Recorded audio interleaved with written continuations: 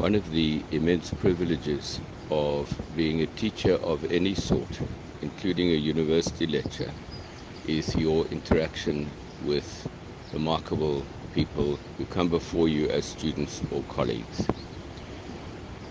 My career as a professor of law stretches back 35 years or so, and about a year and a half ago, I hesitated when I was approached by Dr. Daniel Plaatjies to ask me to supervise his second PhD. I hesitated because I was about to retire, and one is not meant to take on new obligations when retirement beckons. However, I was delighted to meet Daniel Plaatjies. We met at Michael's restaurant in Rondebosch for a very long and delightful cup of coffee in about September or October 2019. During that meeting, I got a sense of the man, Daniel, both as a scholar, primarily as a scholar, when he described the fascinating set of proposals which he wanted to investigate and write up for his PhD at UCT. But I'm much more than that. I got a sense of Daniel as a public servant, a servant of the people who had dedicated his life since the end of apartheid to the service of the development of the South African economy through his role with the Financial and Fiscal Commission. Of course, in accepting a student, one needs to find supervisors, and I was enormously pleased when both Professors Pierre and Judge Dennis Davis agreed to co-supervise with me.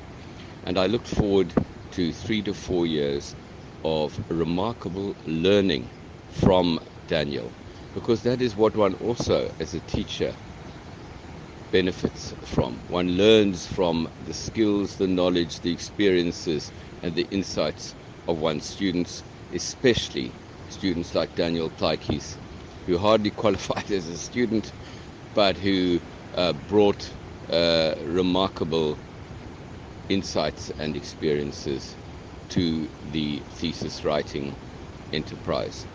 We met again in January this year and had interaction in the course of the year, and he was very close to submitting his final proposal for his PhD for approval by the faculty when the absolutely awful news of his sudden passing reached me. I'm honored and privileged to have this opportunity to pay tribute to Daniel to the extent to which I knew him. He did mention a little bit of his struggle past during the 70s and 80s to me when we met. So I have a sense of the much wider role which he has played and would have continued to play.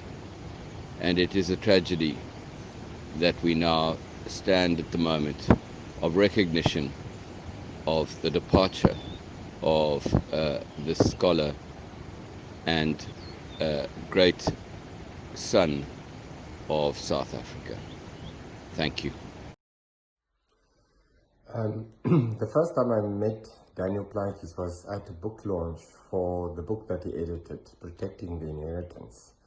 And so when last year he walked into my office and said he wanted to do another PhD, I was a little bit surprised because he already had a PhD. He has edited several books.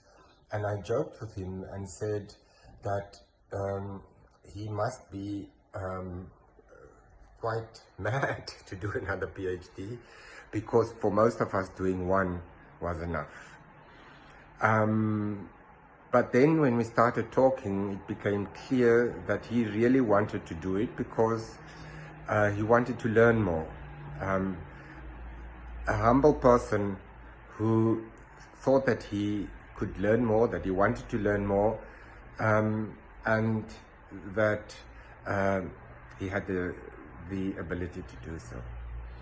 So it was quite a shock to hear of his untimely passing. He had just embarked on the beginning of the PhD project. Of course, it was on accountability, one of the topics that he has been engaged with and has written about in other contexts. So it was extremely sad to hear of Daniel's untimely passing away. It is really a pity, more than a pity, that South Africans will not have the benefit of the PhD. And those of us who are going to work with him as his supervisors will not have the benefit of working with him and learning also from him. So my condolences go to the family on this very difficult day.